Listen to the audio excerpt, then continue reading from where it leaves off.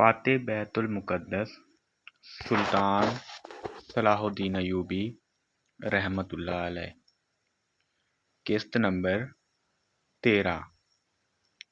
سپاہیوں نے سلطان صلاح الدین ایوبی رحمۃ اللہ علیہ کے خیمے کو گھیر رکھا ہے۔ وہ پانچوں کہاں ہیں؟ رابن نے موبی سے پوچھا۔ تھوڑی دور ہیں، موبی نے جواب دیا۔ وہ ابھی یہیں رہیں گے۔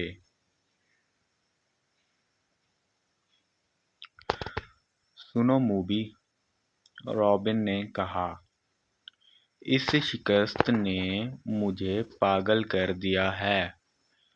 میرے ضمیر پر اتنا بوجھ آن پڑا ہے جیسے اس شکست کی ذمہ داری مجھ پر عائد ہوتی ہے۔ میں نے صلیب پر ہاتھ رکھ کر حلف تو سب سے لیا گیا تھا، لیکن ایک سپاہی کے حلف میں اور میرے حلف میں زمین اور آسمان کا فرق ہے۔ میرے رتبے کو سامنے رکھو، میرے فرائض کو دیکھو۔ آدھی جنگ مجھے زمین کے اندر اور پیٹھ کے پیچھے سے وار کر کے جیتنی تھی، مگر میں اور تم 7 اور وہ 5 اپنے فرض ادا نہیں کر سکے۔ مجھ سے یہ صلیب جواب مانگ رہی ہے۔ اس نے گلے میں ڈالی ہوئی صلیب ہاتھ میں لے کر کہا، میں اسے اپنے سینے سے جدا نہیں کر سکتا۔ اس نے موبی کے سینے پر پڑی صلیب اپنے ہاتھ میں لے لی اور کہا، تم اپنے ماں باپ کو دھوکہ دے سکتی ہو، اس صلیب سے آنکھیں نہیں چرا سکتی۔ اس نے جو فرض تمہیں سونپا ہے وہ پورا کرو۔ خدا نے تمہیں جو حسن دیا ہے وہ چٹانوں کو پھاڑ کر تمہیں راستہ دے دے گا۔ میں تمہیں پھر کہتا ہوں کہ ہماری اچانک اور غیر متوقع ملاقات اس بات کا ثبوت ہے کہ ہم کامیاب ہوں گے۔ ہمارے لشکر بحیرہ روم کے اس پار اکٹھے ہو رہے ہیں۔ جو مر گئے ہیں سو مر گئے ہیں، جو زندہ ہیں وہ جانتے ہیں کہ یہ شکست نہیں، دھوکہ تھا۔ تم اپنے خیمے میں واپس جاؤ اور ان لڑکیوں سے کہو کہ خیمے میں نہ پڑی رہیں، بار بار صلاح الدین ایوبی سے ملیں، اس کے سالاروں سے ملیں، بے تکلفی پیدا کریں، مسلمان ہونے کا جھانسا دیں۔ آگے وہ جانتی ہیں کہ انہیں کیا کرنا ہے۔ سب سے پہلے تو یہ معلوم کرنا ہے کہ یہ ہوا کیا ہے۔ موبی نے کہا، کیا سوڈانیوں نے ہمیں دھوکہ دیا ہے؟ میں یقین سے کچھ نہیں کہہ سکتا، رابن نے کہا۔ میں نے حملے سے بہت پہلے مصر میں پھیلائے ہوئے اپنے جاسوسوں سے جو معلومات حاصل کی تھیں وہ یہ ہیں کہ صلاح الدین ایوبی کو سوڈانیوں کے 50,000 محافظ لشکر پر بھروسہ نہیں، حالانکہ یہ مسلمانوں کے وائسرائے مصر کی اپنی فوج ہے۔ ایوبی نے آ کر مصری فوج تیار کر لی ہے۔ سوڈانی اس میں شامل نہیں ہونا چاہتے۔ اس نے کمانڈر ناجی نے ہم سے مدد طلب کی تھی۔ میں نے اس کا خط دیکھا تھا اور میں نے تصدیق کی تھی کہ یہ خط ناجی کا ہی ہے اور اس میں کوئی دھوکہ نہیں، مگر ہمارے ساتھ تاریخ کا سب سے بڑا دھوکہ ہوا ہے۔ مجھے یہ معلوم کرنا ہے کہ یہ کیسے ہوا، کس نے کیا۔ میں یہ چھان بین کیے بغیر واپس نہیں جا سکتا۔ شاہ آگسٹسن نے بڑے فخر سے کہا تھا کہ میں مسلمانوں کے گھروں کے اندر بھید معلوم کر کے اس کی بنیادیں ہلا دوں گا۔ اب تصور کرو موبی، شہنشاہ کے دل پر کیا گزری ہوگی۔ وہ مجھے سزائے موت سے کم کیا سزا دے گا۔ صلیب کا قہر مجھ پر الگ نازل ہوگا۔ میں سب جانتی ہوں، موبی نے کہا۔ جذباتی باتیں نہ کرو، عمل کی بات کرو۔ مجھے بتاؤ میں کیا کروں۔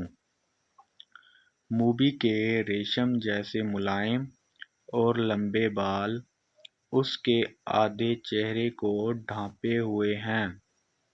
رابن نے ان بالوں کے لمس کو ذرا سا محسوس کیا اور کہا، موبی، تمہارے یہ بال ایسی مضبوط زنجیریں ہیں جو صلاح الدین ایوبی کے گرد لپٹ گئیں تو وہ تمہارا غلام ہو جائے گا۔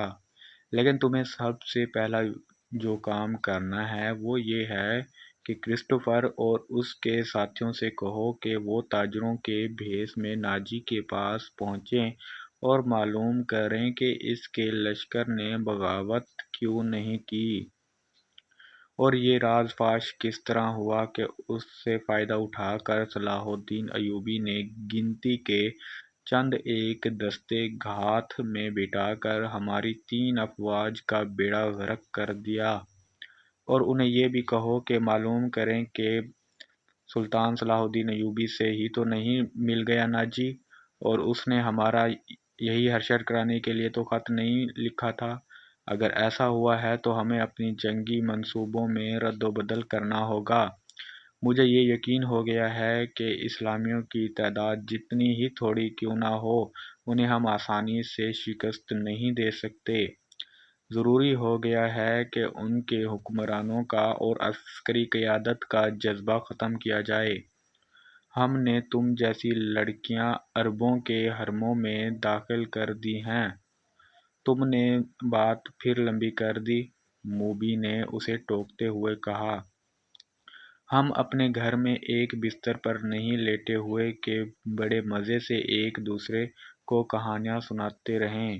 ہم دشمن کے کیمپ میں قید اور پابند ہیں، باہر سنتری پھر رہے ہیں، رات گزرتی جا رہی ہے، ہمارے پاس لمبی باتوں کا وقت نہیں، ہمارا مشن تباہ ہو چکا ہے۔ اب بتاؤ کہ ان حالات میں ہمارا مشن کیا ہونا چاہیے؟ ہم 7 لڑکیاں اور 6 مرد ہیں، ہم کیا کریں؟ ایک یہ کہ ناجی کے پاس جائیں اور اس کے دھوکے کی چھان بین کریں، پھر کسے اطلاع دیں؟ تم ملو گے؟